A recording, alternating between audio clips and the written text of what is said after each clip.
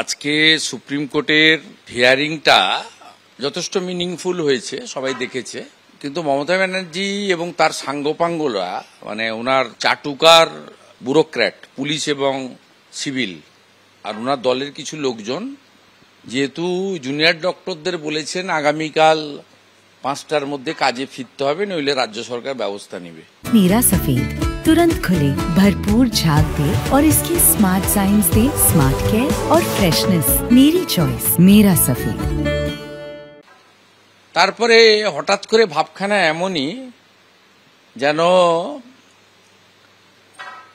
বিরাট একটা জয় পেয়ে গেছেন। 3/4 মেজরিটি নিয়ে আবার জিতলেন, বা 42টা লোকসভায় জিতে গেলেন, বা 294টা বিধানসভাতে জিতলেন, রেকর্ড করলেন, এমন একটা ভাব উচ্ছ্বাস। এতে আমার খুব খারাপ লেগেছে যে মানুষের একটা হুঁশ নেই। এই বাচ্চা মানে বোনের মতো, মানে একটা প্রতিভাবান তরুণী, তার মৃত্যুতে এত অসংবেদনশীল হতে পারে এই রাজ্যের মুখ্যমন্ত্রী, যিনি নিজেও একজন মহিলা, ভাবা যায় না। আমাদের মানুষ বলা হয় যেহেতু আমাদের মধ্যে হুঁশ আছে। কিভাবে মিথ্যা কথাগুলো উনি বলছিলেন প্রেসে, যে টাকা দিতে চাইনি, আমি স্মৃতি রক্ষার জন্য কিছু করতে চেয়েছিলাম। কত বড় মিথ্যা কথা। 14ই আগস্ট ফ্রিডম এট মিডনাইটে গিয়ে বলছেন টাকা যা নিশ্চয়ই দিতে হবে, লাগবে 10 লাখ টাকা দেয়াই যেতে পারে।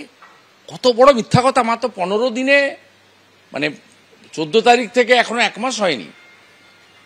কি ভয়ঙ্কর কথাবার্তা। বলছে উৎসবে ফিরুন। কি ভাবছেন কি আপনি? সুপ্রিম কোর্টের বিচার শেষ হয়ে গেছে না মানুষের বিচার? আমি তো প্রথম দিন থেকে বলে এসেছি, এই 14ই মার্চের গণহত্যা নন্দীগ্রামে হয়েছিল। সেই গণহত্যার পরে 16ই নভেম্বর 2007 তৎকালীন acting chief justice Surinder Singh Nirjhar CBI ইনভেস্টিগেশনের অর্ডার দিয়েছিলেন। সিপিএম এর সরকার ছিল, তারা চলে গেছিল সুপ্রিম কোর্টে। সুপ্রিম কোর্ট 2008 ফেব্রুয়ারি মাসে স্টে দিয়ে দিয়েছিল সিবিআই ইনভেস্টিগেশনের উপরে, এসএলপির উপরে। 2010-এ সেই মামলা স্টে খারিজ হয়।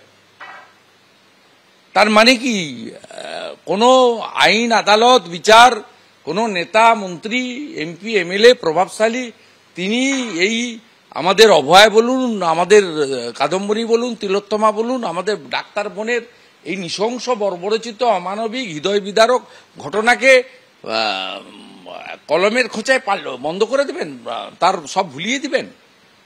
উৎসবে ফিরুন।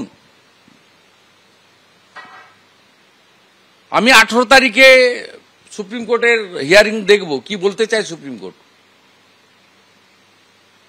তারপরে উৎসবে অংশগ্রহণ করবে না বাংলার মানুষ, না কেবলমাত্র হিন্দু শাস্ত্র মতে পূজার মধ্যে নিজেকে সীমাবদ্ধ রাখবে? সে 18 তারিখে দেখা যাবে। পশ্চিমবাংলার মানুষ ঠিক করবে, বাঙালিরা ঠিক করবে। উনি কে বলার?